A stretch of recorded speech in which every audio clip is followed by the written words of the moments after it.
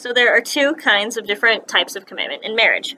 There is constraint commitment that has a sense of obligation and force behind the marriage. So the personal costs of divorce are what's keeping the marriage together versus the benefit of staying together. So like social constraints are a really good example of this. So people don't want to get a divorce because they'll look bad to society, or they will think that, or they're worried about what other people think of them. It's a very selfish reason. Whereas personal dedication is an intentional decision to stay in the marriage, and each partner makes sacrifices for the relationship that seek mutual welfare. It's more of a selfless act than a self-centered act. So we're going to dive into personal dedication for a minute and how to nurture the covenant commitment if we're looking at it from a religious standpoint. And it's basically making decisions that come with the intention and the choice to be dedicated to the marriage and the partner. So that means that the partners have to be willing to change for the good of the other person in the relationship. So you can't just be like, I'm going to change for the good of me. You have to look at the two people as more of a unit instead of just two individuals. You have to simultaneously have your individuality while having the dedication to move things forward as a group.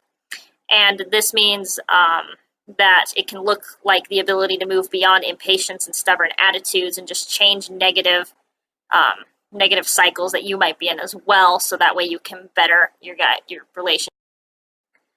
So the best way to have a healthy marriage is to have true friendship. So that means that love and friendship is marriages that are based in love and friendship are encouraged by the family proclamation to the world.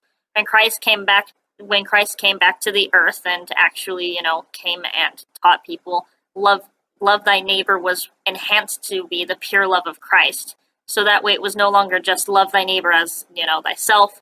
It was that we need to treat everybody to the pure love of Christ. And spouses that are encouraged to traverse beyond regular love to find deeper commitment and bond. So to continue to nurture deep love, the best way to continue and grow the bond of deep love is to find out your partner's love language and show them the love that, their language requires. And there are 5 different kinds of love languages.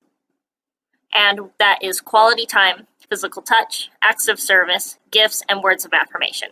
So finding out how your partner communicates in the relationship through loving gestures and languages, per se, is one of the best ways to continue to nurture a deeper relationship and continue bond relationship as a whole. Another way to continue to establish bond and nurture the relationship is through love maps.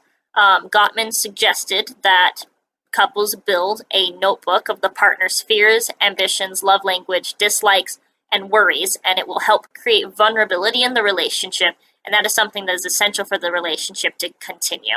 It helps encourage further bond and friendship in marriage to get to know one another and to continue to get to know one another. Richard Stewart recommended that couples have caring days. So the psychologist said that the couple should have days where they directly communicate their needs and the partner's needs in the relationship. They encourage that this be done in a positive manner, which negativity shouldn't be included to create positive communication. The best ways to continue love in a relationship is to respond to the partner's needs.